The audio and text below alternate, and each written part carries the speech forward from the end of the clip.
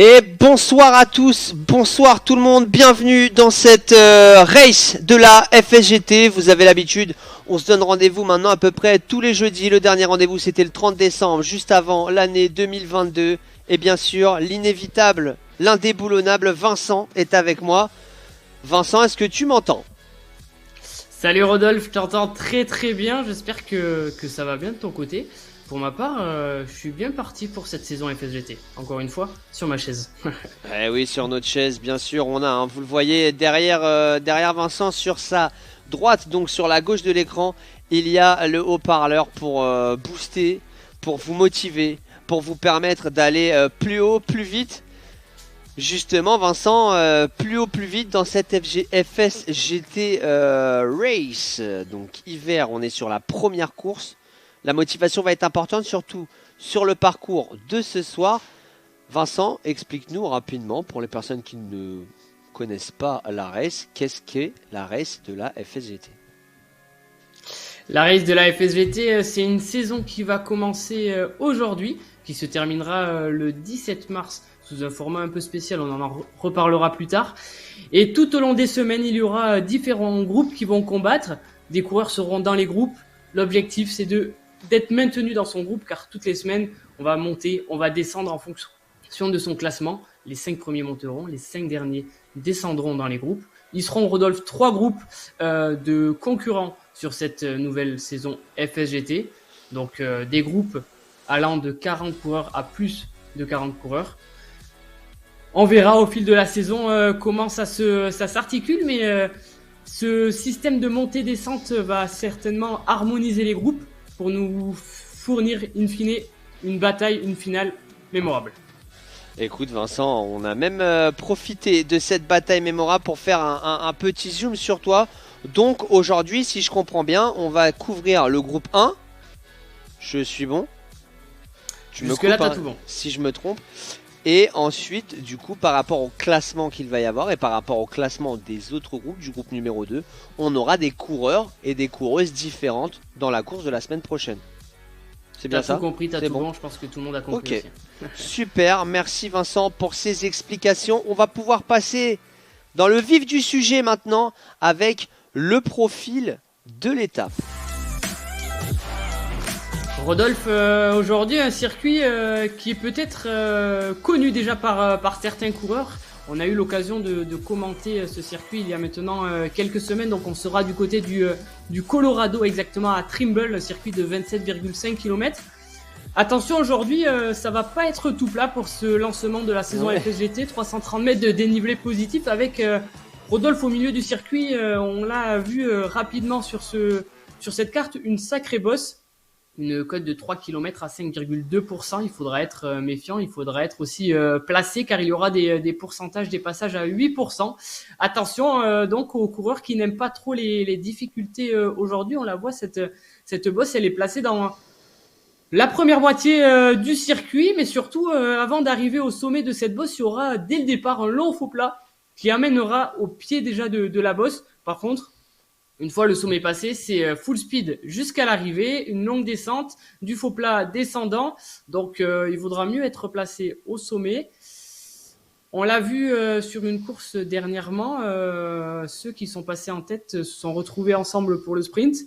L'arrivée est plus ou moins casse-pattes, ça pourrait être propice à quelques attaques, même si ce ne sont pas de très très grosses difficultés. Il faudra quand même être méfiant et ne pas laisser un homme trop costaud, je pense, sortir dans ce final. Voilà aujourd'hui le menu du jour, Rodolphe, et pour ma part, avant de voir ce que tu en penses, je vois bien l'arrivée un tout petit paquet de coureurs, 3 ou 4 grands maximum. Et ils vont certainement se jouer la gagne, et c'est un groupe qui sera détaché dans la difficulté et qui aura fait course ensemble après le sommet de cette bosse. Écoute Vincent, moi je suis à peu près d'accord avec toi, hein. La bosse va être très importante. En plus, voilà, moi, j'imagine pas les sprinters réussir à passer la bosse avec les meilleurs coureurs, avec les meilleurs grimpeurs. Par contre, tu vois, sur le dernier tiers de l'épreuve, on a quelques petites collines, j'ai l'impression, un petit peu vallonnées, un petit peu casse-pattes. Et je pense qu'aussi ça peut donner la chance aux plus costauds justement des hommes de l'avant ou des femmes qui seront devant. J'imagine bien justement des tentatives d'attaque et pourquoi pas une arrivée en solitaire parce qu'en plus vers la fin du parcours aux alentours des 2 derniers kilomètres, on a une très grosse descente et cette très grosse descente peut apporter vraiment quelque chose en plus pour la personne qui aura été en mesure de partir devant seul. Petite précision, Vincent, on est sur le meilleur temps sur ce circuit avec une moyenne, pardon, l'ascension avec une moyenne de 31,9 km/h, 5 minutes 15 d'ascension. À mon avis, ça sera quand même plus ici aujourd'hui, sauf si on a de très très bons grimpeurs. Donc voilà, ça va être quand même une montée assez rapide, même s'il y a des passages à 8%. 5,2 de moyenne en pourcentage, tu nous l'as dit. Donc voilà, c'est plus la petite côte ou le petit coteau à monter, à gravir. Mais c'est aussi une course où une montée pardon où on peut trouver un coureur très en forme et décider de la faire à fond. Et là, ça peut faire très très très mal, Vincent. Tu as des favoris d'ailleurs? Puis, alors, j'ai noté quelques noms dans ce peloton. Donc aujourd'hui, on est sur le groupe 1. Dans ce groupe 1, au départ, on retrouvera notamment un certain Rhubarbe Rodolphe qui, rappelle-toi, avait gagné 2 des 3 courses d'échauffement de cette saison. Attention donc à lui sur ce groupe. Attention aussi à Saulnier qui avait fait une place de 4. Bocquet qui était venu sur un circuit assez similaire, un circuit en bosse, qui était venu chercher une 2e place derrière Rhubarbe. À noter aussi, attention, la présence de Baki, de Van Enck, de Martinez, d'Éric Lancien aussi. Tout cela sont des coureurs qui ont déjà fait des top 10 sur les 3 courses précédentes. Pièce aujourd'hui, s'il est présent sur Rhubarbe, notamment, au vu de ce qu'il a pu démontrer jusque-là. Mais effectivement, ça reste. Il est à la pancarte, hein, Rhubarbe, de toute manière, ce soir. Donc, ça va être à lui maintenant aussi de faire sa course sans penser à cette pancarte. Et on le connaît pour l'avoir suivi. On imagine qu'il va faire cette course à 100% sans se prendre la tête. Mais vraiment, moi, je te dis, le dernier tiers avec les petites collines un petit peu casse-pattes là. À mon avis, ça va faire mal, surtout qu'on aura déjà gravi l'ascension qui va être assez rapide, qui va arriver assez rapidement, Vincent, dans la course. L'ascension, elle va arriver, le sommet de cette difficulté sera placé au kilomètre 11. Il y en a 27, donc oui, elle va très très vite arriver et surtout l'approche. L'approche est très compliquée. C'est un long faux plat qui peut être propice à des attaques, mais attention à ne pas partir trop tôt, car on pourrait, Rodolphe, se griller les ailes sur cette première partie de course. La côte, elle fait 3 km, 3 km à 5%. Là encore, il faut démontrer de certaines capacités à grimper, je pense, pour pouvoir devancer le reste du peloton. Écoute, on verra. En tout cas, voilà, il y a Fred Martinez qui est arrivé. Il a dit j'arrive. Salut les jeunes, salut Fred. On revoit pour les personnes qui nous rejoignent ici à l'image le profil de cette étape. On n'est pas sur des lignes droites. Ça va y avoir beaucoup de tournants. Tu l'as dit, un début d'étape jusqu'à l'ascension. En fait, on va être sur du faux plat montant. Hein, avec des petites collines, avec des petites choses de casse-pattes, donc beaucoup de relance. On sait aussi que la relance c'est très important dans RGT, donc ça va être très très beau à voir, je pense. Et vraiment, vraiment, on va se donner au maximum pour tous les coureurs pour arriver. On est à minute moins une, même peut-être un peu moins déjà, Vincent, du départ de cette course. On est ici sur la ligne de départ. Ça y est, Fred Martinez est sur la ligne de départ. Il nous dit ouf, je suis sur la ligne. Donc voilà, on y est. On est à 36-35 secondes de la course. Voilà, on y est avec les coureurs. Vincent, décor assez joli aujourd'hui. On est dans la forêt, dans les Rocheuses, vraiment là. Et du côté du Colorado, là encore, l'éditeur a fait un effort sur les décors. On aura l'occasion, voilà, de voir tout ça. On est, je crois, Rodolphe, sur une terre à 2000 mètres d'altitude. C'est ça, 2000 mètres d'altitude, le Colorado. Hein, c'est cet État américain au centre des États-Unis, centre-ouest, qui est parsemé par les Rocheuses entre Grande Plaine et Rocheuses. En tout cas, aujourd'hui, ça ne sera pas des plaines, ça va être une montagne, une montée. Et la course vient de démarrer. Race started avec Fred Martinez qui nous dit je viens de finir sur Zwift parce qu'il y avait une autre course et il va enchaîner la deuxième. Vincent, là, il faut être vraiment motivé là pour enchaîner 2 courses. Mais en tout cas, voilà, Eric Lancien a décidé de taper fort dès le départ. Comme à son habitude, Eric Lancien a fait le départ, comme on dit, mais ça se regroupe. Donc là, on va être sur cette partie, Rodolphe, où il va falloir rester vigilant, ne pas laisser trop de force. Attention, hein, si on commence à rattraper le train qui roule à vive allure sur la droite, c'est que peut-être on va un peu trop vite. Donc un peloton de 15 coureurs, même 13 coureurs a pris le départ de cette première étape pour ce groupe. Il y a 27 km, ça va, je pense, se regarder un petit peu au vu du peloton qui n'est pas très fourni ce soir. Avec la famille Méhard présente dans ce peloton, avec Molina Villa à la 2e place, un Colombien. Donc on a envie d'aller dans les stéréotypes. Vincent, qui dit Colombien, dit à mon avis un coureur qui est à l'aise au moment où ça grimpe.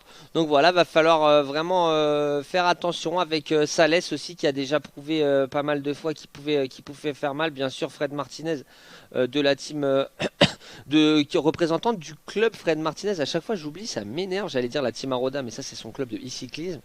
Mais son club de FSGT, ça m'énerve. À chaque fois j'oublie. Allez, tu peux le faire, Rodolphe. Je pense que tu peux le faire. Tu vas y arriver. Non.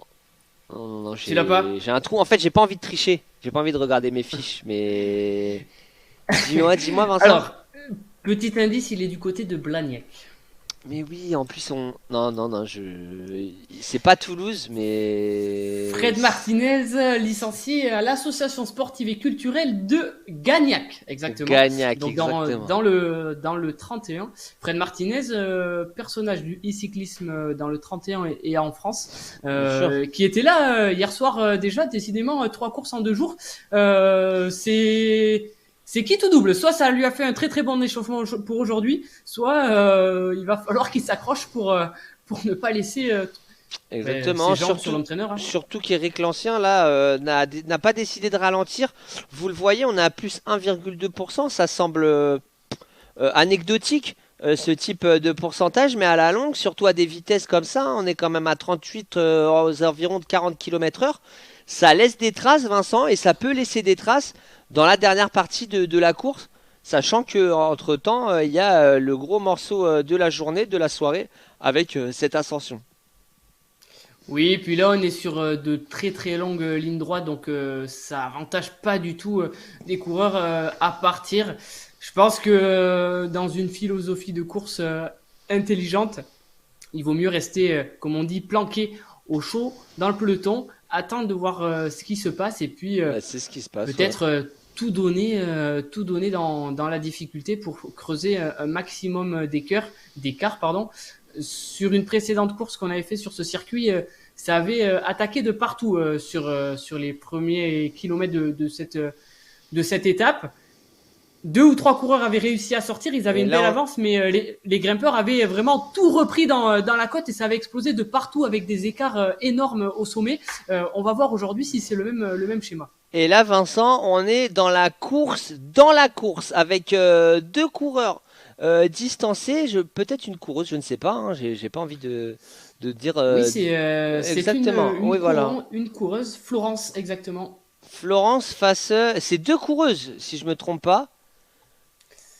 Alors, une coureuse, non, c'est un coureur. Donc là, Vincent, c'est la course dans la course, décrochée dès le départ. Ils vont être tous les deux à se disputer leur victoire. Donc ça va être aussi intéressant de garder un œil sur cette course dans la course, avec en tout cas en tête de ce groupe à l'avant, l'ancien qui vraiment a décidé d'imposer un tempo fort avant la montée. Et c'est Bosc qui répond en relançant et en recollant sur l'ancien comme pour lui dire bon, c'est bon là, on n'est pas encore dans la montée, tu vas arrêter. Mais j'ai l'impression qu'Éric Lancien a décidé que ça n'allait pas se passer comme ça, Vincent. Eric Lancien, il a coché cette saison sur son calendrier. Il veut la réussir, lui, qui est de l'équipe Acrobike 76 et qui performe en tandem, notamment avec son fils. Attention à lui, car je pense qu'aujourd'hui, c'est peut-être un terrain qui le correspond, lui qui est plutôt profil rouleur, voilà, plutôt effort solitaire. Je pense que la bosse pourrait lui convenir. S'il arrive à passer avec ce groupe, il faudra se méfier de lui à l'arrivée, Rodolphe. Alors, encore une fois, je vais peut-être me faire avoir par le stéréotype, mais notre ami colombien, là, il est dans le peloton. Il s'est pas montré encore. J'attends vraiment de voir quand ça monte. Après, voilà, les caractéristiques, en tout cas des bons grimpeurs colombiens, c'est pas forcément beaucoup de punch pour attaquer, mais une très forte capacité à résister à l'effort et à faire mal. Donc, à voir aussi. Et une autre personne qui est bien cachée depuis tout à l'heure, c'est notre ami Méhar, hein. Méhar qui, pour le moment, était à la 4e place et qui attend. Il se montre pas. Pour l'instant, aucune attaque en effet de sa part, aucune attaque non plus de Van Venk. Excusez-moi si j'écorche son nom.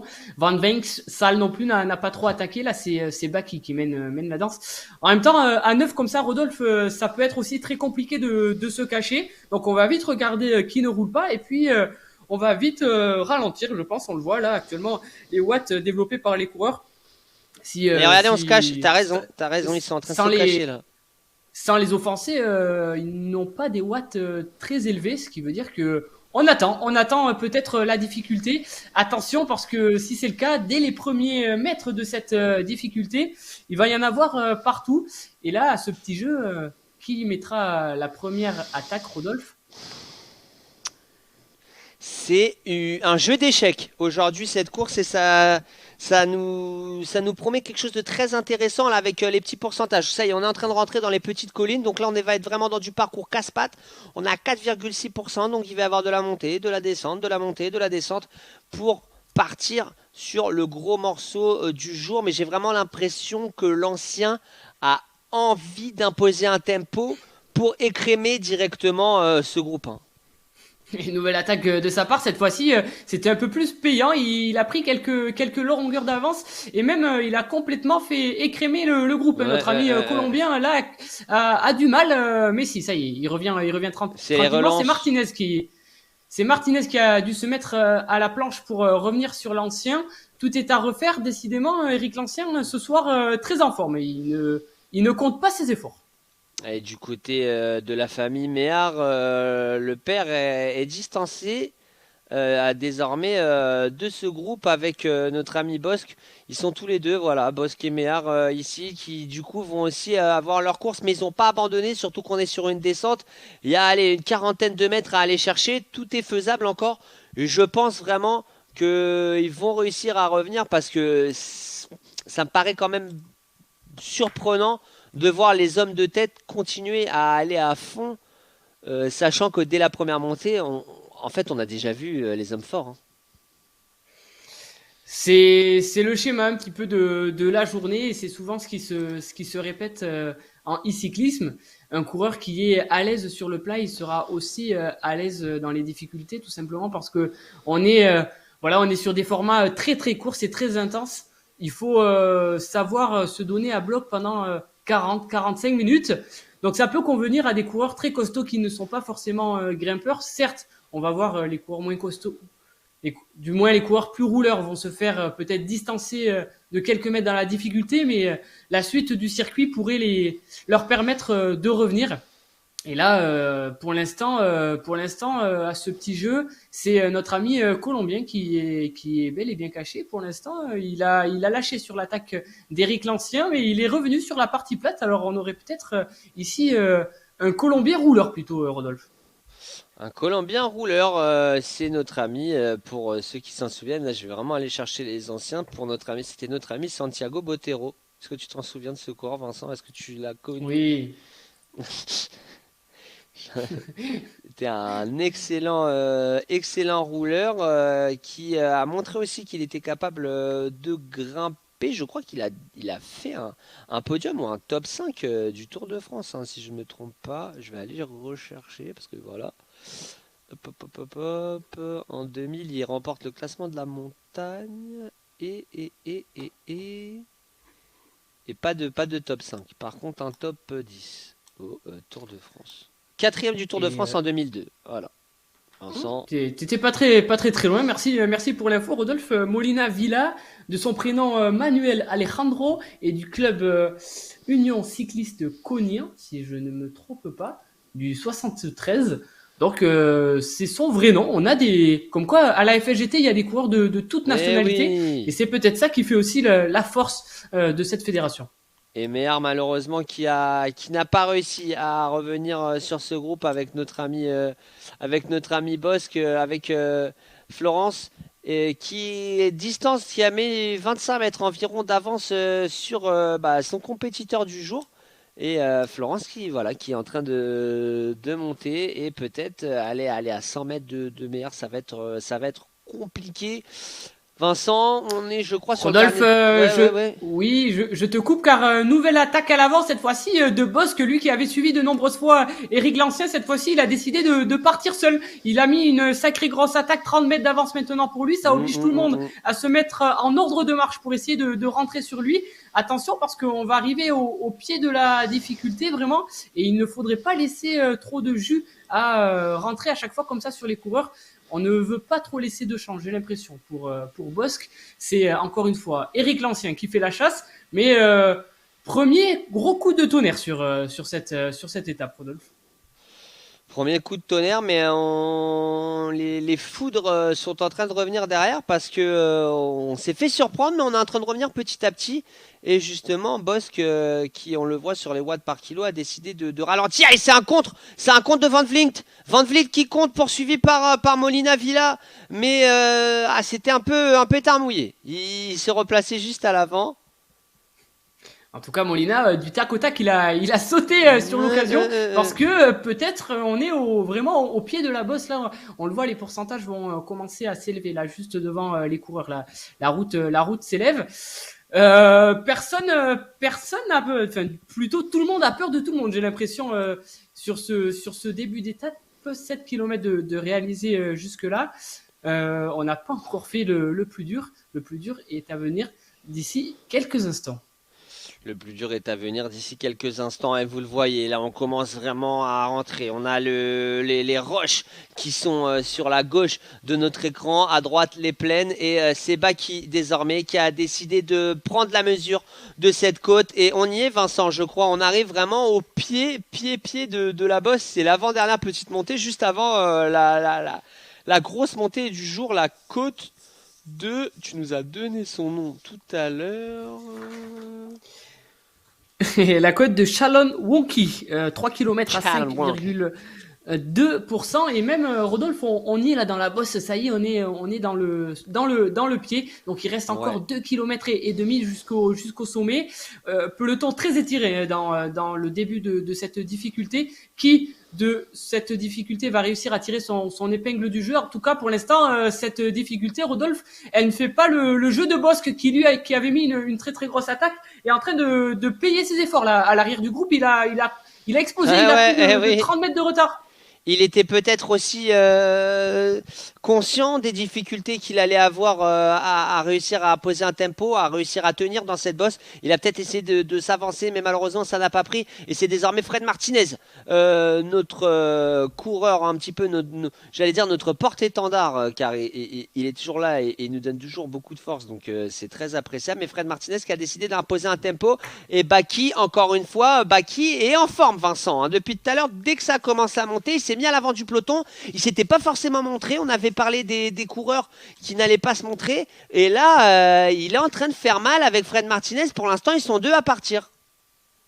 Attention à Baki qui était venu chercher une 5e et une 7e place dans les 3 dernières courses de la FSGT. Il a un palmarès pour lui. En tout cas, il a bien sorti le coup là et ils ont commencé à creuser un bon petit écart. Du moins, ils ont mis le bazar dans ce groupe. On voit le panneau là qui signale qu'on est bel et bien dans la difficulté. Les coureurs vont y passer dessus. Baki, tu l'as dit, Rodolphe, il s'était caché jusque là, mais toujours très très bien placé. Baki, lui, est du club exactement de cyclo-randonneur si je ne me trompe pas, cyclo-randonneur Saint-Galmier dans le 42, coureur qui est donc représente ce comité et ce club qu'on n'avait pas encore trop vu dans les inscrits. En tout cas, regroupement ici, ils sont 7 coureurs, 7 à prétendre à la victoire pour le moment et on est en train de rentrer vraiment dans le... On était dans les contreforts, on était dans les petits premiers lacets et là ça y est on y est, on va voir les pourcentages les plus difficiles, les plus terribles pour les coureurs, pour les poursuivants. On a Boss qui a 125 mètres, 130 mètres, donc ça va être très compliqué de revenir, et ensuite Méhar à 600 mètres et le duel à distance, le duel de la 10e 11e place entre Florence Fille et Monsieur Mort qui est 10e et 11e à 2,22 km, qui sont encore un petit peu plus loin de cette montée. Et Baki, encore une fois, Vincent a décidé de maintenir un tempo. Et c'est ce genre de tempo qui peut faire très mal à un groupe, on le sait, certains coureurs ont cette capacité de tenir longtemps un effort très soutenu. Et là, en plus de Baki, qui sait qu'on retrouve Rodolphe aux avant-postes, le Colombien, Molina Villa, décidément, les clichés. Cliché ce soir, et j'ai l'impression que ça devient compliqué pour Van Venck et notamment pour Martinez, qui là est en train de laisser quelques mètres. Pour l'instant, c'est qu'un vélo, quelques roues, mais attention parce que le groupe est en train de s'étirer là sous l'effort du Colombien. Ça y est, le groupe est en train de s'étirer. On est à 7%, les pourcentages quasiment les plus difficiles de cette course, avec l'ancien et Fred Martinez qui sont en train d'être lâchés. En tout cas, ils avancent à leur rythme car la course est encore longue. Et Molina, je te l'avais dit Vincent, hein, là on est vraiment dans le cliché, un coureur colombien, pas forcément une attaque nette, mais au tempo et comme tu l'as dit, des différences qui vont être creusées dans la longueur. Dans l'ascension, on est à 7,1% de cette course, et j'ai l'impression que notre ami Méhar est aussi en train non, ça va, j'avais l'impression qu'il était en train de faiblir, notre ami Méhar, mais quoique, Molina est vraiment en train de faire mal à tout le monde, Vincent, là. Et Rodolphe, information très importante, l'homme qui avait décidé d'écrémer la course en début de direct vient d'exploser à l'arrière du peloton, comme on peut l'appeler, Eric Lancien dorénavant, et à plus de 50 mètres du groupe emmené actuellement par Molina. Décidément, les efforts se font payer en ce début d'ascension. Il reste encore beaucoup de mètres avant le sommet de cette difficulté, et le groupe continue de s'écrémer petit à petit. Tu l'as dit, Méhar est en train de laisser quelques mètres, et il ne faut pas les laisser ces mètres, car dans les difficultés comme ça, 1 mètre de perdu dans la bosse égale 100 mètres au sommet. Attention, Van Venck aussi, ça devient compliqué. C'est décidément, je crois, foutu aujourd'hui pour Eric Lancien et pour Martinez, qui ont complètement explosé. Alors que là, on a vu à l'image un petit peu les forces en présence. On est tous en file indienne, et on avait vraiment l'impression, sur la première image qu'on a vue, que notre ami Eric Lancien était scotché sur la route. Mais il est en train de revenir là. Il est en train de revenir, Eric Lancien, et Salès qui a décidé aussi de faire mal et qui attaque désormais 4,7 watts par kilo sur les pourcentages les plus difficiles à 8%. Il est en train de faire très mal à Baki et à Molina, ses deux poursuivants, avec Méhar qui est à 20 mètres également, mais Salès a décidé de faire très mal, et c'est Baki qui est en train de faire le jeu du Colombien, hein, en train de ramener Molina Villa aussi dans ce groupe. Baki est en train de faire un énorme effort là pour revenir. C'est peut-être lui l'homme le plus fort aujourd'hui, car vraiment il est en train de revenir, en train de ramener les 3-4 coureurs à lui tout seul. Vincent, est-ce qu'il va réussir à recoller? J'ai l'impression qu'il est en train de stagner là.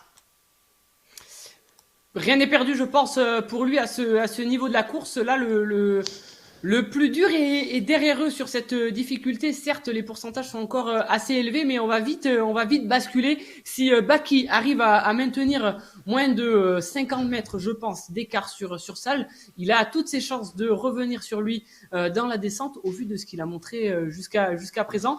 Donc pour moi, rien n'est joué encore, et Molina Villa s'accroche tant bien que mal là dans la roue de Baki, qui lui, je pense, va pouvoir rentrer d'ici le sommet de la difficulté.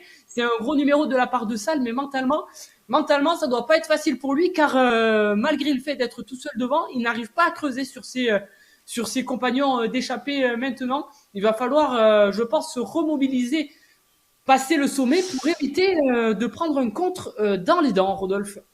C'est ça, c'est ça, c'est ça, c'est ça. Mais malgré tout, là, on va être sur le 8%. Donc c'est là le deuxième passage à plus de 8%. C'est là désormais où on va voir qui est vraiment en forme, qui a vraiment envie de gagner cette course. En tout cas, Molina Villa, regarde, et Baki qui sont en train de perdre du temps. Dès que les pourcentages sont un petit peu plus compliqués, Sal, pardon, réussit à faire mal et réussit à imposer. Tu le disais, psychologiquement, c'était difficile pour lui, mais finalement, il marque quand même, il met quand même un coup de pied, j'allais dire dans la fourmilière, il tape du poing sur la table, parce que regarde, finalement, on n'arrive pas à le rattraper, et Molina, Villa, est-ce qu'on peut aller dessus? Il vient d'exploser. Décidément, on avait mis la barre un peu trop haute pour Molina dans cette difficulté. Il a tout donné, mais la cocotte minute a fini par exploser. En effet, il est maintenant à près de 100 mètres des deux hommes. Le coureur qui est à l'avance, c'est donc Laurent Salle, qui est du Pinsagüell Cyclo Club, du comité 31. Rodolphe, peut-être que les consignes ont été données de la part de Fred Martinez du même comité, et qu'il y a eu un travail d'équipe qui a mis sur une belle rampe de lancement Salle, qui actuellement, pour l'instant, est l'homme du jour. Il a vraiment fait exploser ce groupe, et ça ne reviendra pas. Je pense qu'on a notre top 3 si aucun ennui mécanique ou technique n'arrive jusque-là. Ah, top 3, moi j'irai le top 2. Parce que notre ami Molina Villa, là, il a pas l'air très très bien, il a pas l'air très en forme. Et dans la descente, Méhard l'a déjà prouvé, peut revenir et peut vraiment rouler très fort. En tout cas, jonction au sommet, à l'avant. Et là, psychologiquement, Baki qui passe la ligne du sommet avant Salès, ça fait mal au moral quand même là, hein. Et le gros coup tactique là de Baki, qui a laissé Salès à une portée de fusil tout au long de la bosse, et il a attendu de passer sous la banderole immatriculant le sommet de la difficulté pour venir passer Salès, lui faire mal, comme tu l'as dit, mentalement. Les watts kilos étaient là. Je pense que Baki n'a pas dit son dernier mot. Ils sont désormais, Rodolphe, 2 à l'avant. Molina est un peu plus loin derrière. Il va falloir qu'il s'accroche, parce que à 2, on ira certainement plus vite dans la descente en se passant des relais. Alors, question Vincent, est-ce que Méhard doit attendre Molina? Molina doit attendre Méhard, pardon, ou non, ça serait risqué finalement d'attendre quelqu'un pour la deuxième place? Là, ils sont tous les deux à égalité, dans le sens où ils sont tous les deux tout seuls. Donc, ça serait peut-être une bêtise pour Molina que d'attendre Méhard, car il s'exposerait surtout au risque d'être quatrième et non plus troisième.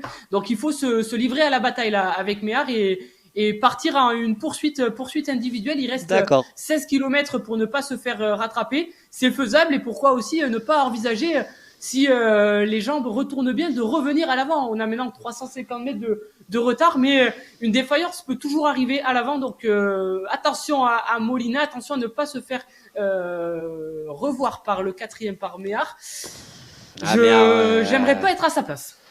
Exactement, il est un petit peu en chasse-patate là actuellement. J'aimerais vraiment pas être à sa place, mais j'ai l'impression que Méhard quand même est moins en jambes que notre ami Molina. Il est quand même il a perdu du temps juste après le sommet encore, Méhard. Il va peut-être même se faire rattraper par le groupe Eric l'Ancien, Van Vinkt, qui l'ont en ligne de mire, et ils sont 2. Donc là on est sur une petite phase où les pourcentages remontent pour ensuite se lancer vraiment dans la descente. Et Vincent, on n'oublie pas que dans la dernière partie de la course, il va y avoir des petites côtes vraiment en casse-pattes. Donc attention à Méhard aussi de ne pas perdre le top 5 carrément. Il faut faire attention en effet à ces mini-difficultés, on va les appeler comme ça, dans le final. Les coureurs, je pense, ont beaucoup donné jusque-là. Certes, il n'y a pas eu beaucoup d'attaques, mais le rythme était assez élevé, et les petites difficultés de l'arrivée pourraient venir mettre en difficulté certains coureurs. On va voir comment vont jouer stratégiquement les deux à l'avant. Là, pour l'instant, ils ont une belle avance, un bon confort de temps. Ils ont 600 mètres à peu près d'avance sur Molina, 1 km 28 d'avance sur le quatrième. Ils auront même, je pense, le luxe de pouvoir se regarder dans le final. Ah, ça serait pas mal, effectivement, entre ces deux coureurs, en tout cas, même des attaques à répétition, ça serait aussi très intéressant. En tout cas, on part pour le moment sur un sprint entre les deux, mais Salès avait quand même l'air très en forme dès que ça a monté. Et Baki a été très surprenant en revenant avec une facilité déconcertante au niveau du sommet. Donc là, les deux peuvent récupérer, je pense, un minimum, Vincent, non? Là, c'est le moment pour récupérer. On est sur ce long faux plat descendant et même arrivé dans les mini difficultés. Le terrain ne sera pas très très compliqué non plus. Donc on aura largement le temps de se refaire la cerise et de préparer une nouvelle attaque. Attention, comme tu l'as dit, à Baki, qui pour moi est peut-être l'homme fort et même l'homme tacticien du jour au vu de ce qu'il a prouvé dans cette difficulté en revenant juste au sommet et du coup en montrant à Salès qu'il faudrait compter sur lui pour la victoire aujourd'hui. C'est très très compliqué en tout cas de savoir qui va l'emporter. Une chose est sûre, le groupe de l'avant c'est ici entre Baki et Salès. On va revenir un petit peu sur les coureurs à l'arrière. Alors premier, deuxième, Baki et Salès. On a ensuite à la troisième place le Colombien, il est là, Molina Villa, qui est entre ce groupe là, ce groupe de trois, car notre ami Méhar s'est fait rattraper. On a donc Méhar, l'ancien, et Van Vinkt ici en 4, 5, 6 et Bosque juste derrière à environ 700 mètres. Ça va être très compliqué pour lui, il va falloir sauvegarder sa 7ème place. À la 8ème place, nous avons Fred Martinez. On le rappelle, Fred Martinez qui était juste avant notre course sur une course Zwift, qui a décidé d'enchaîner. Donc c'est normal, là à mon avis ça doit lui faire mal aux jambes. Devant notre ami Méhar qui est encore dans cette partie juste après la ligne, tu sais Vincent, le sommet où on repartait sur une montée. Et le duel de la 10e, 11e place, ils sont ensemble depuis le départ de la course, mais notre ami Florence a vraiment réussi à faire mal à Mort. Et donc 10e place pour le moment pour Florence. En fait, j'ai pas envie de faire d'écorcher ton nom de famille, donc c'est pour ça que je dis Florence, parce que j'ai pas envie de l'écorcher. Et monsieur Mort ou Marc, Vincent, aide-moi.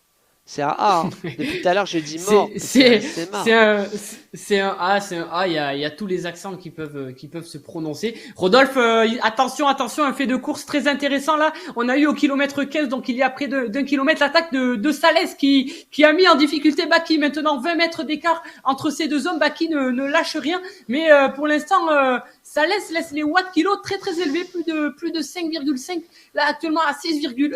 Décidément. L'objectif dans ces kilomètres pour Baki, pour Salès, c'est de lâcher Baki. Est-ce que Baki va réussir maintenant à revenir? Il lui reste 10 kilomètres. Il ne faut pas non plus s'affoler tout de suite. Mais attention parce que pour l'instant, à ce petit jeu, c'est Salès qui gagne la partie. Oui, mais tu sais, bah justement, moi je vois ça un petit peu aussi comme un aveu de Salès de se dire, je suis pas forcément confiant à 100% dans un duel face à lui. En tout cas, il a été très intelligent. Il a encore une fois profité d'une partie où justement on n'allait pas se méfier. Et là, effectivement, il a réussi à faire mal. On est au kilomètre 16, on est bientôt au kilomètre 17, pardon, donc bientôt à plus que 10 kilomètres de la fin de la course. On sait que ça va aller très vite maintenant désormais. Et ça laisse, le truc, c'est que maintenant, il a décidé de faire ça. Il peut plus se retourner, il peut plus attendre, il peut plus ralentir. Va falloir être à bloc jusqu'à la fin, Vincent. Et j'espère que Baki n'est pas quelqu'un qui peut vite perdre les pédales, car s'il regarde dans son rétroviseur, il a vu un retour assez rapide de Molina qui était revenu à 350 mètres de lui, alors qu'il avait près de 600 mètres de retard en bas de la descente. Est-ce qu'on est face à une petite défaillance aussi de Baki pour l'instant? Il maintient l'écart sur Molina, mais il perd du terrain sur Salès, qui a désormais, Rodolphe, 100 mètres d'avance sur Baki. Baki va l'avoir en ligne de mire, mais Salès nous fait mentir. Hein. Ça laisse nous fait mentir, effectivement. J'avoue que je m'attendais pas du tout à ça. Je m'attendais pas du tout au fait que Baki n'arrive pas à suivre le tempo imposé. Après, c'est peut-être encore une fois stratégique de sa part. Donc, il va pas falloir, on va dire, trembler du côté de Baki pour revenir, car Salès, on l'a dit, regardez, il a 5,1 watts par kilo. Salès a décidé de faire très mal et on l'a dit, il ne s'arrêtera plus. Là, il ne vaut mieux pas s'arrêter. C'est sa deuxième attaque. À chaque fois, il arrive à faire mal à tout le monde. Peut-être que c'est la bonne, celle-ci, maintenant 150 mètres d'avance. Je pense qu'il a fait mal psychologiquement à Baki, qui ne s'attendait pas à une attaque aussi loin de l'arrivée, surtout sur un terrain pas forcément adapté à un homme en solitaire. Ils sont maintenant l'un contre l'autre. Et pour l'instant, Salès est très très bien parti. Même quand Baki regarde au loin là-bas, Salès est vraiment tout petit, ça va tourner à droite légèrement et Baki ne verra même plus Salès, qui peut faire très très mal quand on est coureur et qu'on est sur le vélo, qu'on ne voit plus son adversaire devant. Généralement, on continue à reperdre quelques mètres, c'est le cas. Ça y est, 180 mètres de retard maintenant pour Baki. Attention à Baki, s'il nous entend. Il va falloir s'activer maintenant si on le peut, car Salès est parti et il y a des chances qu'on ne le revoie plus. J'ai bien peur pour Baki qui ne le revoit plus. En tout cas, Salès a décidé de faire très mal. On arrive et il est en train de mettre 200 mètres là sur Baki. Salès qui est, on va le dire Vincent, en mode contre-la-montre là. Ça y est, il est dans l'effort solitaire. Il a décidé d'attaquer, il a décidé de faire mal. Eh bien, son plan est en train de fonctionner et on n'aura même pas cette petite partie casse-patte qui va lui permettre de faire encore plus mal. Mais attention, attention. Pourquoi Baki ne réagit pas? Alors, est-ce qu'il était au bluff depuis tout à l'heure et il était vraiment au maximum? Ou est-ce que là, à contrario, il est en train de bluffer, il est en train de bluffer Salès qui est en train de se donner au max? Et il espère la partie casse-pattes pour en revenir avec le groupe de 3 ici, avec Meyer Van Vinkt et Eric l'ancien qui sont eux pour la bataille de la 4e place à 700 mètres de Molina Villa. Ça va être compliqué. Et le cœur de Salès à 150 BPM. J'avoue ne pas avoir regardé. Écoute, je crois qu'il y a des fois des bugs sur les capteurs de rythme cardiaque.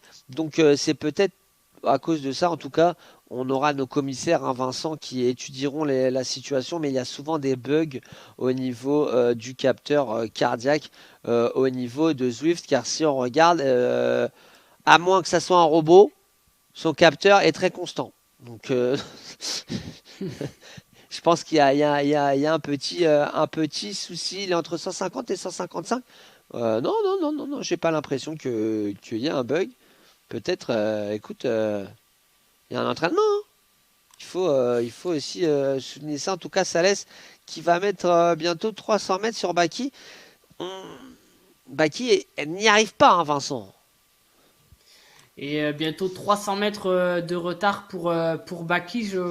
J'ai l'impression que ça commence à sentir très très bon pour Salès maintenant, et il ne reverra certainement pas Baki. Baki a pourtant tenté de revenir. Il a augmenté son rythme, on l'a bien vu, mais décidément Salès était trop fort, du moins est trop fort pour le moment. On est à 7 km de l'arrivée. Molina Villa, lui, continue son bout de chemin. Il n'est pas prêt encore de rentrer. 500 mètres de retard pour le Colombien sur Baki.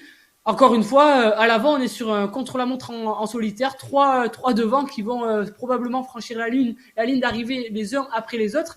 Et à l'arrière, Rodolphe, si on se penche sur le groupe l'ancien, pour l'instant, une belle bataille. Ça promet une belle bataille sur ce finish dans ces petites bosses. Un sprint effectivement entre ces trois coureurs, entre Meyer, Van Vinkt et l'ancien Salès, qui est vraiment, ça y est, on peut le dire, Vincent, sauf pépin mécanique, va réussir à remporter cette course. Donc on a le duel ici de la quatrième place entre ces trois coureurs, l'ancien, Van Vinkt et Méhard. On va arriver en plus sur la partie casse-pattes. Ça pourrait être intéressant à suivre ce duel tout en gardant bien sûr un œil sur l'avant de la course, pardon, entre Salès et Baki, ce duel, mais Salès qui a 300 mètres d'avance sur notre ami Baki. Baki n'a peut-être pas dit son dernier mot. Attention, peut-être que lui aussi il est en mode bluff depuis tout à l'heure, mais là il va falloir s'y mettre. Il a 7 km pour revenir. 327 mètres de retard maintenant pour Baki. Il en a 580 d'avance sur Molina. Il faut qu'il gère son effort. Voilà, pour l'instant, il est dans une bonne posture. Il est dans le groupe 1 et au vu de son classement, il ne descendra pas ce soir pour la semaine prochaine dans le groupe 2. Beau numéro quand même de Baki qui avait réussi à montrer voilà, de belles capacités à grimper dans la difficulté du jour. Ça lui a peut-être fait tort justement ce gros effort. Pour l'instant, il maintient bien, mais pour l'instant même, il est en train d'inverser un peu la tendance. Ça y est, moins de 300 mètres de retard entre lui et Salès. Est-ce que Salès à l'avant est en train de perdre du terrain? En tout cas, Rodolphe, Salès fait un sacré numéro, même au niveau des watts kilos, décidément. Décidément, on est sur un coureur très costaud là. Dès que la pente s'élève, il continue à maintenir cet effort. Donc aujourd'hui, Salès pour moi était quand même l'homme fort et son numéro qu'il a fait dans la difficulté du jour était que l'introduction de son numéro du jour. Car voilà, suite à la difficulté, il a remis cette attaque et depuis, plus personne n'est en mesure de le rejoindre. Compliqué pour Baki de réussir à revenir, et Molina Villa qui aura fait toute la deuxième partie de la course tout seul lui aussi, et finalement qui n'aura jamais aussi été en mesure de boucher cet écart face à Baki. Molina Villa qui va sans doute prendre la troisième place devant qui, Vincent? Allez, tu as fait tout à l'heure et on a fait tout à l'heure le prono du début de course. Alors, qui va remporter la quatrième place entre Méhard, Van Vinkt et l'ancien? Allez, petite pièce sur Eric l'ancien. Allez, moi je vais mettre Méhard. Allez, écoute, rendez-vous dans 6 km. Rendez-vous dans 6 km. Et hier, tu m'as parlé d'une idée qu'on pourrait aussi transposer sur cette race, qui pourrait être intéressante. Car nous aussi, on a envie de faire la compétition, nous aussi, on a envie d'avoir des classements. Et Eric l'ancien qui attaque. Vas-y, on a parlé en même temps. Vas-y, Vincent. Au jeu des classements, c'est Florence qui fait un sacré numéro et qui a mis et qui s'est mis hors de portée de Marthe, le 11e du classement. Beau numéro donc de la féminine du jour qui est actuellement en train de progresser dans la descente et qui a tout donné pour larguer son adversaire direct, donc M. Marthe. Bah écoute, 3 km, elle lui a mis 3 km depuis le début de la course, on s'en souvient, hein, dès le départ, la coureuse et le coureur étaient ensemble depuis limite les 500 premiers mètres, et là on est dans la situation où effectivement, écoute, Florence a fait très mal et potentiellement, à mon avis, ne sera plus rattrapée sauf énorme pépin physique ou énorme pépin mécanique, avec Fred Martinez qu'on avait à l'image devant notre ami Bosque ici qui derrière le groupe qui va nous permettre d'avoir un petit peu de suspense, car pour le suspense à mon avis on a déjà le tiercé gagnant, et Van Vinkt vient d'attaquer et il est rattrapé directement par Méhard. On ne laisse pas un seul mètre à chacun ici, Vincent, entre les trois coureurs, hein.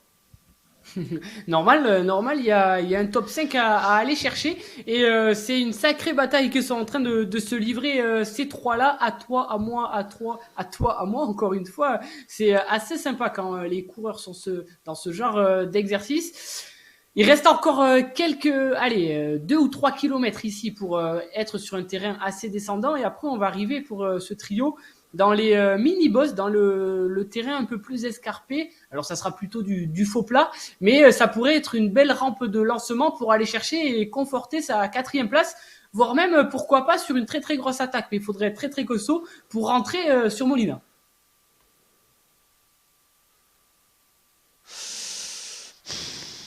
Je réfléchis, Vincent. Là, je suis vraiment en train de réfléchir sur le top 3. Bon, ça y est, je suis dans le top 3, Vincent. Je suis dans le top 4, pardon, Vincent, entre Van Vliet, Méhar et l'ancien. On a déjà vu Méhar très fort. L'ancien également. Van Vliet toujours placé, hein, si je me trompe pas, Vincent, mais jamais dans les plus hautes marches de la course du podium, j'ai envie de dire. Euh, Là, à la place de Van Vliet, tu fais quoi? Tu essaies une attaque ou tu dis, bon, bah écoute, je vais avec eux et puis au pire, au dernier kilomètre, je tente quelque chose. Je pense que je tenterai quelque chose. En tout cas, pour l'instant, Van Vink ne s'est jamais, j'ai l'impression, si, il s'est déjà confronté à Eric l'Ancien. C'était en décembre et il avait notamment battu Eric l'Ancien. Il avait, je crois, également battu Méhar. Donc, sur le papier, c'est Van Vink le meilleur, Michel Van Vink. Mais en cyclisme, rien n'est fait d'avance. Donc, attention, le dernier kilomètre peut nous livrer une sacrée bataille entre ces trois-là. Je mettais ma petite pièce sur Eric l'Ancien. Eric, si tu nous entends, bonne chance, mais à profiter tes talents de tandem qui t'aideront, je pense, dans ce sprint en 3 face à 2 concurrents féroces qui, je pense, ne laisseront aucune miette à Eric l'Ancien. Aucune miette, effectivement. Pour le reste, nos amis Bosque, qui a été le dynamiteur de la course finalement, Bosque, et qui se retrouve à la 7e place. Bravo à lui, en tout cas, d'avoir apporté du spectacle. 8e place, notre ami Fred Martinez, qui ne sera pas en mesure de revenir sur Bosque. Et ensuite, le Méhar, mais c'est Méhar père, Vincent, si je ne me trompe pas. D'ailleurs, les Méhar qui sont dans quel club? Donne-nous leur club, Vincent. Les Méhars sont dans le club, alors je te le donne en 5, je te le donne en 10, je sais pas si ça se dit comme ça. Ils sont du club du Vélosport Plabennec, du côté du 29. D'accord, donc on est sur nos amis bretons avec la famille Méhard et bientôt l'avant de la course là, Salès qui arrive sur la ligne d'arrivée. Il aura vraiment été parfait dans sa course, Vincent. Très constant dans son effort, très constant dans ses attaques. Il aura pris la tête de la course dès l'ascension, hein, dès le mont. Je t'ai fait le mont, le Chalonouanké, exactement. Et Rodolphe, alors que Salès est en train d'en terminer, là, ça y est, les difficultés sont derrière lui, il va pouvoir savourer. Le retour de Baki en haut de la difficulté ne l'a pas vraiment déstabilisé, il s'est même permis le luxe de remettre une attaque. Ça y est, Salès va arriver sous la flamme rouge. Alors on va passer du coup, sur ce dernier kilomètre pour Salès, s'il vous plaît, à la réalisation. Merci, il est là, la flamme rouge. Là, le dernier kilomètre, on est à 56 km/h de moyenne. Vous voyez la pente à moins 4%, 146 actuellement de battements par minute avec une puissance totale de 230 watts, ce qui nous donne 3,8 watts par kilo. Comme tu l'as dit, Vincent, il n'aura été déstabilisé par rien du tout. Moi franchement j'avais cru au coup de bluff de Baki, donc moi en tout cas il m'aurait déstabilisé Baki parce que je me serais méfié énormément de lui.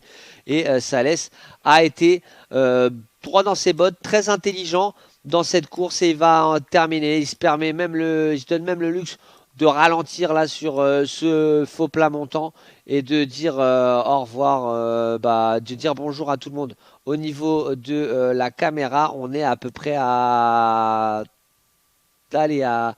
combien de temps? À 200 ouais, 200 mètres maintenant pour Salès. Vincent, tu vois la ligne d'arrivée devant pour notre ami Salès. Il a le temps de savourer. Celle-là, elle ne lui est pas volée. 250 mètres restant maintenant. Laurent Salès qui s'impose donc sur cette première étape de la saison FSVT et d'une belle belle manière, Rodolphe. Il s'impose aujourd'hui. Félicitations à lui. Il sera bel et bien conservé dans le groupe 1 pour la semaine prochaine. J'ai déjà hâte d'y être, voir ce qu'il arrive à faire, notamment avec les autres concurrents qui remonteront des autres groupes. Voilà, ça y est, on y est. Victoire de Laurent Salès aujourd'hui en solitaire. Baki va pas tarder à arriver. Il est quand même à 500 mètres de la ligne, ce qui montre que Laurent Salès, ça fait un sacré numéro et s'est livré un exercice de contre-la-montre en solitaire cette fois-ci. Baki est en train d'en terminer maintenant 300 mètres. Il peut lui aussi souffler car à l'arrière, Molina ne reviendra pas. Il ne reviendra pas, il est trop loin. Il va passer maintenant sous la flamme rouge, ce qui laissera le temps à Baki de souffler, de peut-être même saluer le public, saluer la régie, saluer la FSGT. 150 mètres maintenant encore pour Baki. Deuxième place donc pour le coureur qui nous avait fait un sacré numéro dans la difficulté. Le Colombien, Rodolphe, finalement, il est là à son poste sur une étape pour grimpeur. Il va chercher une troisième place, telle que Quintana pourrait venir chercher une belle place comme ça sur une étape Exactement. un petit peu escarpée. C'est donc lui qui va venir chercher cette troisième place pour compléter le podium. Et à l'arrière, Rodolphe, on a toujours le trio magique. Van Venck, l'ancien Méhard, ils vont certainement se livrer un sprint, 1,5 km restant encore pour ces trois-là. Ils sont dans une partie légèrement montante, un faux plat, mais ça va redescendre et après, ça sera du faux plat descendant jusqu'à l'arrivée. Et au moment où je parle, non, c'est Eric Lancien qui se place à l'avant. J'ai l'impression qu'on se surveille et qu'on a peur de l'attaque au kilomètre pour ces trois-là. Ça y est, ils aperçoivent la flamme rouge et suite à cette flamme rouge, ça va aller très très vite, je pense. Rodolphe, l'arrivée maintenant de Molina à l'écran, lui aussi, il peut savourer car il a fait un long exercice en solitaire aujourd'hui. Long exercice en solitaire, bravo à lui, monsieur Molina. Villa qui prendra sa troisième place, podium pour lui, et on y est dans ce sprint, Vincent, bientôt entre l'ancien Méhard et Van Vliet. Qui va réussir à remporter ce top 4? Vincent, je te laisse commenter, je savoure ton commentaire pour cette arrivée. Qui remportera le top 4? Et il y a une très belle place à aller chercher. Il y a aussi 2 places pour entrer dans le top 5. Donc, qui sera le coureur qui n'arrivera pas à aller chercher ce top 5 pour l'instant? Eric Lancien est caché juste derrière. Bon, ça y est, ils vont être les trois. Elle est magnifique cette image. Ils sont les trois en ligne à 450 mètres maintenant de la ligne d'arrivée. Pour l'instant, personne ne lance son sprint. On va maintenant tourner légèrement sur la gauche et on va voir là-bas au loin la ligne d'arrivée, ce qui va certainement provoquer le lancement de sprint pour l'un des trois. Attention, qui des trois? C'est Van Venck qui... Non, pour l'instant, on se regarde. Est-ce que oh là là là là là là parler à l'oreillette? Et non, Van Venck, celui que pour l'instant on n'avait pas cité, a lancé le sprint. 12 watts kilo, 13 watts kilo, 15 watts kilo. Il s'est mis... c'est fait. Et c'est lui qui va venir chercher donc la 4e place, magnifique sprint. Méhard vient chercher la 5e place et c'est Eric Lancien. Rodolphe, Eric Lancien qui vient donc chercher et il a surpris place. Tout le monde, Van Vliet. Et il s'était presque relevé ce groupe de 3. Bien joué. Et tu vois, magnifique sprint. On a attendu tel une course sur piste le dernier moment. Presque on a fait du surplace et la puissance phénoménale de Van Venck a payé. Il a déposé en quelques tours de pédale ses 2 compagnons, on va dire, d'échappée. Et il est venu donc chercher une magnifique 4e place. Vas-y, non, c'est bon. D'accord, ok. Bah écoute, Méhard a été très intelligent. Il dit bien jouer le sprint, mais Van Vliet encore plus, car Van Vliet a profité du jeu, on va dire, profiter de RGT. Il y a toujours un petit décalage au moment où on relance. Donc il savait qu'en étant le premier, s'il mettait vraiment un gros coup de pédale, qu'il allait réussir à remporter cette 4e place. Bravo à lui et bravo à ce groupe de 3 qui aura été ensemble pendant pas mal de temps avec RP UCC qui nous dit merci Rodolphe et Vincent, très bien commenté, bravo aux coureurs, effectivement on peut les féliciter parce que c'était pas un parcours des plus simples avec notre ami Bosque ici qui va en terminer, on va le voir. petit virage à gauche et ça va en être fini pour notre ami Bosque donc qui ira chercher la 7e place devant notre ami Fred Martinez qui a 300 mètres d'avance sur Méhard, mais Méhard le papa cette fois-ci mon cher Vincent. Le papa ou autre d'ailleurs, si, on n'a jamais je crois que c'est son père. trop... Si, il l'avait dit une fois, il l'avait dit. Mes excuses, Rodolphe, je me suis permis de sortir de la course pour aller voir ce qui se trône dans les autres groupes et c'est assez intéressant à voir. On vient de terminer aussi dans les autres groupes, on passera sur les classements juste après, on va laisser place à cette course du groupe 1, mais voilà, c'est aussi oui, c'est bien mon père. Dans les autres groupes. Ah, voilà. Ton père.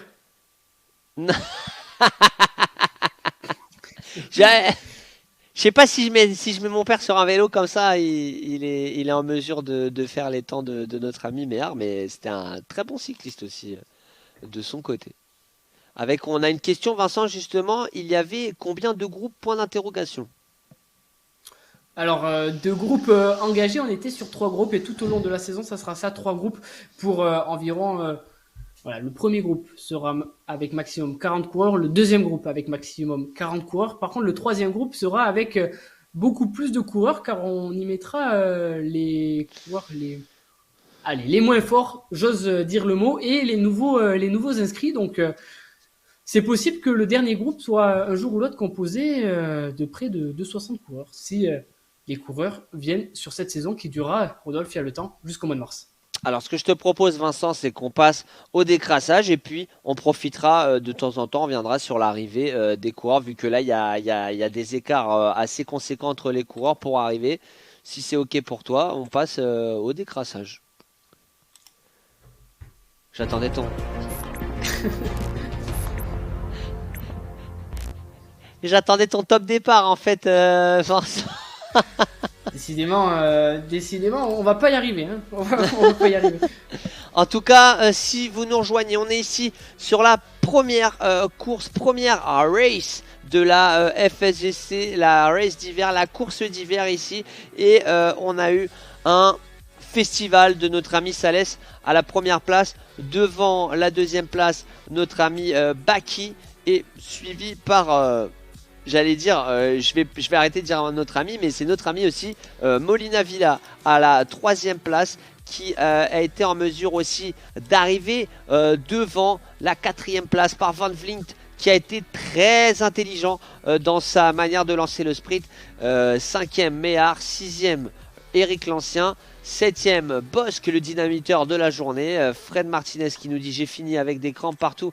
Fred, il faut ralentir hein, des courses tous les jours, même 2 courses par jour. Faut faire attention, hein, sinon, là, tu sais ce que tu peux aller faire. Hein. Tu allumes l'eau froide dans ta baignoire, ou alors tu remplis une petite bassine et tu vas faire la petite baignade dans l'eau froide. Hein. Je crois que Rodolphe, on va créer un nouveau challenge. Ce sera le challenge Martinez, enchaîner le plus de courses en moins de jours possible. Et je pense qu'à ce jeu-là, pour l'instant, Fred est numéro 1. Et donc la 9e place du coup pour Méhard, cette fois-ci Méhard père.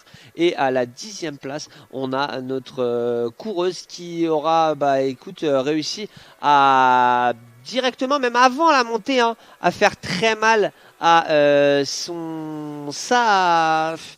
C'était vraiment, ils étaient partenaires dès le début de la course. Et voilà, elle a réussi à remporter sa course. Dans la course, elle est actuellement, je ne vois pas les kilométrages qui lui manque à parcourir, mais je pense qu'il doit lui manquer, voilà, il lui manque encore 5 km. Voilà, Fred Martinez qui nous a dit avec les glaçons, on reviendra sur l'arrivée pendant notre décrassage ici. Alors, avec le nombre qu'on était, est-ce qu'un groupe de 2 max ne serait pas mieux? Point d'interrogation. Ah, Fred Martinez, le glaçon dans le verre. Vincent, avec le nombre qu'on était, est-ce qu'un 2 groupes ne serait pas mieux? C'est une question à mon avis que vous allez vous poser de toute manière, donc c'est assez intéressant. C'est notre ami Méhard de la Bretagne qui nous pose la question.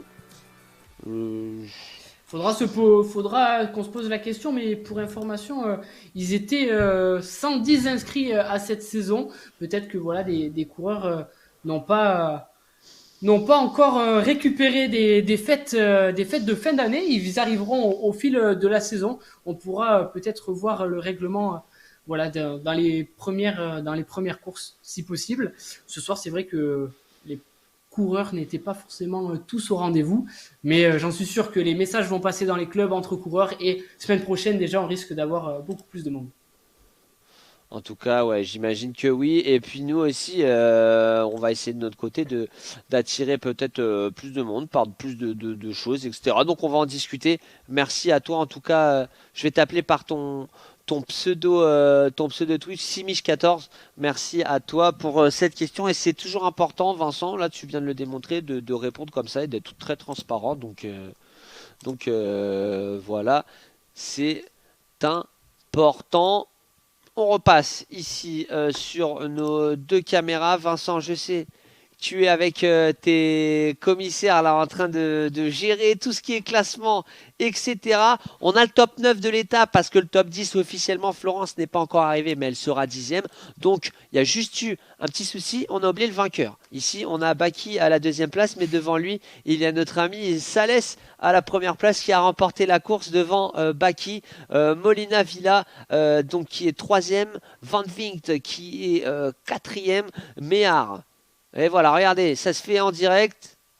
Vous le voyez sur votre écran, tout est en train d'être installé. Il y a juste un A. Et voilà, oh là là, mais qu'est-ce qu'il est fort. Tu peux mettre un L point, Salès devant du coup Baki, Molina Villa, Van Vinkt, Méhar, l'ancien, Bosque, Fred Martinez et Méhar, papa. Tu me dis si Michel, si tu veux que j'arrête de dire ça et que tu vois que si je suis lourd en disant à chaque fois ça. Et à la 10e place du coup notre amie Florence Sfi. Et j'ai pas envie d'écorcher son nom de famille. Je te laisse Vincent prendre la responsabilité. Et quelle responsabilité, on va l'appeler Laurence. Et en plus, je pense que tu vas rire, mais son nom de famille n'a pas grand-chose à voir avec son pseudo. Je te retrouve ça tout de suite. Mais le nom de famille de Florence, c'est Florence Ombré. Donc, tu le Ah sauras pour la d'accord, prochaine ok. fois. Écoute, pour la prochaine fois, on dira Florence Ombré, en tout cas, qui a réussi à aller chercher son top 10 et à la 11e place, notre amie Marthe, qui a réussi à aller chercher cette 11e place. Vincent, on va rentrer dans le vif du sujet, à moins que tu veuilles parler d'autre chose avant qu'on débriefe cette course. On peut partir sur le débrief de la course. Ça me va parfaitement, Rodolphe. Justement, débrief de la course, du coup. Alors, on s'imaginait une course comme ça. On s'imaginait pas, par contre, juste après la descente, un coureur capable de s'isoler et de faire mal à ses poursuivants. Ouais, on en avait discuté au début de cette étape et on s'était dit que si 2 coureurs ou 3 coureurs arrivaient à passer en tête au sommet de la difficulté, ils arriveraient probablement ensemble sous la ligne d'arrivée. Salès nous a fait mentir. Il a mis une attaque au moment qu'on ne s'y attendait pas. D'ailleurs, on était même passé à l'arrière voir ce qui se passait. Et cette attaque au kilomètre 15, elle a fait mal à Baki et Baki ne l'a plus revu ensuite pendant 12 km. Salès a réussi à s'imposer avec près de 500 mètres d'avance. Donc finalement, un tel circuit peut laisser ce type de surprise arriver. Il faudra se méfier, je pense, dans les semaines à venir si on a de nouveau ce type de circuit. Voilà, en tout cas, on est prévenu par notre ami Salès. Si ça grimpe un petit peu, il fera très très mal. Lui qui a appuyé en plus sur les pourcentages les plus compliqués, les plus difficiles. Donc forcément, il va falloir se méfier de notre ami Salès dans ce groupe 1. Alors, est-ce que tu nous parlais tout à l'heure du groupe 2? As-tu des informations sur le groupe 2? Sont-ils déjà arrivés? Oui, Euh, le groupe 2 sont arrivés si la régie a les classements. Normalement, ils les ont reçus. Tous les groupes sont arrivés, Rodolphe. D'accord. Groupe 1, groupe 2 et groupe 3. Ces Alors, différents coureurs, forcément, c'était différents groupes. Là, jusque-là, Chrysalia qui me dit bien arrivé. pas de surprise. Et pour information, Rodolphe, voilà, alors que merci la régie, voilà le top 10 du groupe 2. Groupe 2 qui a été remporté par Botton devant Percher Cottereau. Cottereau qui nous avait déjà gagné des courses FSGT, ancien champion de France. Il a dû avoir une sacrée bataille. On aura l'occasion la semaine prochaine de faire la course certainement avec ce groupe 2. Donc il y aura un système de montée de descente. Certainement que les premiers coureurs que l'on voit ici dans ce classement vont basculer dans ce groupe 1 qu'on a eu l'honneur de commenter, Rodolphe, ce soir. Si je continue avec le top 10, Bello, Rué, Trinity, Baya, John et McQuad. Et enfin, l'inévitable Alexandre Blériot pour compléter ce top 10. Écoute, en tout cas, voilà. Donc, si j'ai bien compris, Botton, Percher vont partir dans le groupe 1, c'est ça? Il va y avoir des discussions avec les arbitres. Normalement, c'est les 5 premiers, mais au vu du nombre de finishers pas très très conséquent, il se peut que ce soit les 2 et 2.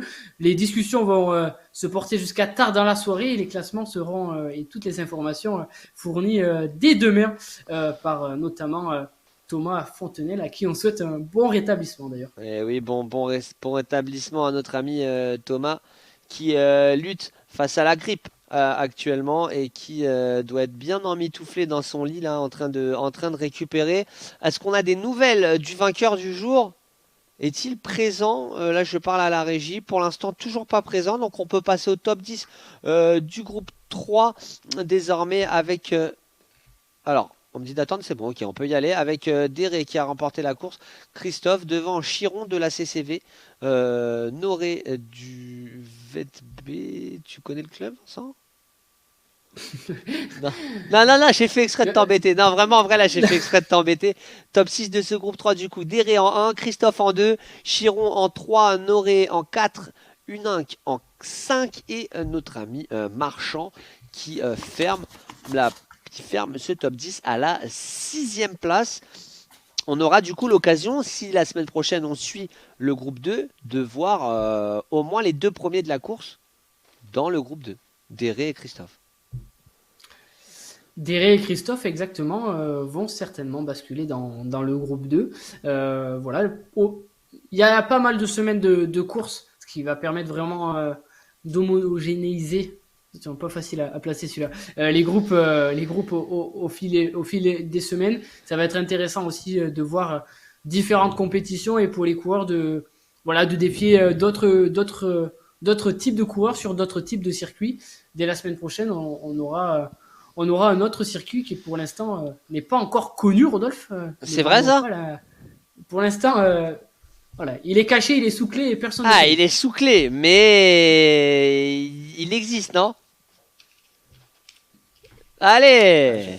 J'ai eu un bug. Donc il existe. Certainement, j'ai pas. Il existe, tout existe. Le circuit sera plat pour la semaine prochaine. Ah, j'ai réussi. Vous avez vu, les personnes qui nous suivent, les coureurs et les coureuses, j'ai réussi à faire cracher un petit truc, mais ça se trouve là, tu viens de me mettre un gros coup de bluff. La semaine prochaine, on va être dans les Pyrénées, dans les Dolomites, dans les Alpes. Ça va être comme ça pendant toute la course. Et au final, tu nous auras bien piégé et tu auras bien piégé les coureuses et les coureurs. Une dernière fois, avons-nous des nouvelles, des nouveautés de notre coureur qui aura remporté la course? Malheureusement, pas présent. Il est parti directement au décrassage, Vincent. Et j'ai l'impression, mais on l'attend également au décrassage, donc s'il nous entend, qu'il vienne nous voir. Je vérifie, je contacte les commissaires, voir s'ils l'ont bien contacté. Oui, il a reçu un mail, s'il nous entend, il a juste à cliquer sur le petit bouton en bas du mail et il sera emmené sur un tapis rouge jusqu'à cette zone interview. Allez, on se donne encore quelques minutes pour voir si le vainqueur du jour est présent. Peut-être trop fatigué après cette course. Peut-être aussi les impératifs. Il est 20h30. Il y a peut-être madame ou monsieur qui l'a appelé pour lui dire écoute, là, il faut peut-être passer à table. Donc, on connaît les... On n'a pas envie de mettre à mal des couples. Notre ami Salès.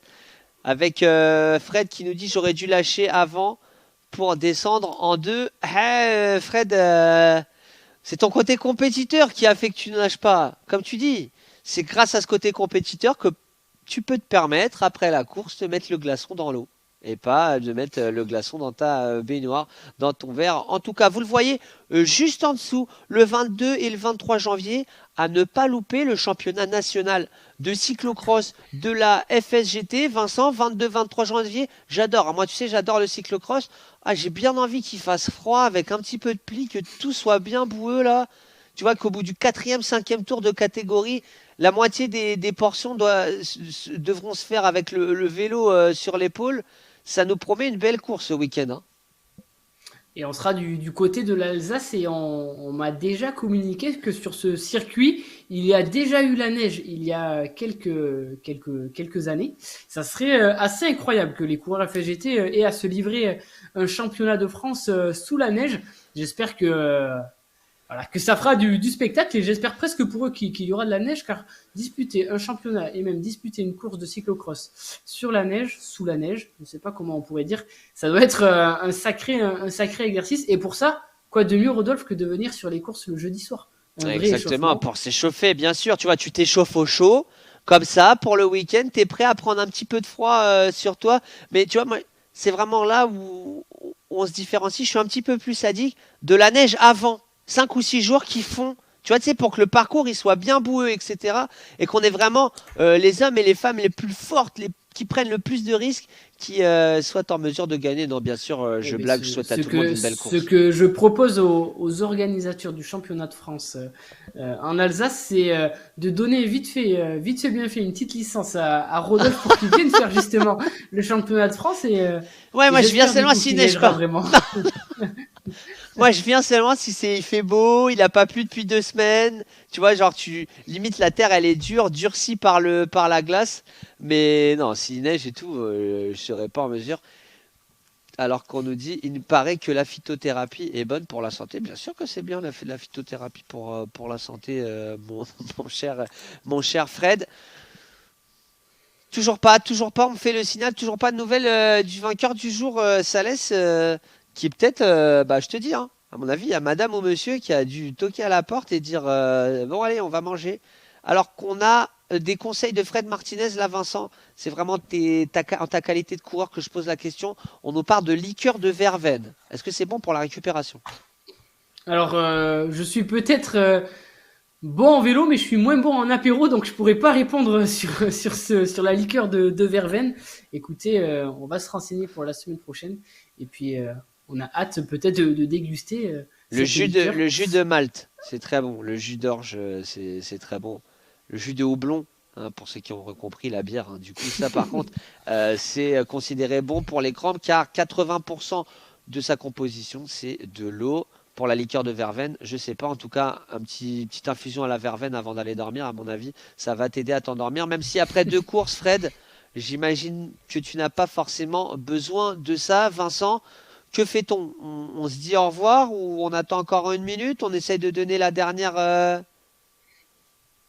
La dernière info, pour des coureurs qui n'auraient pas encore franchi le pas d'inscription.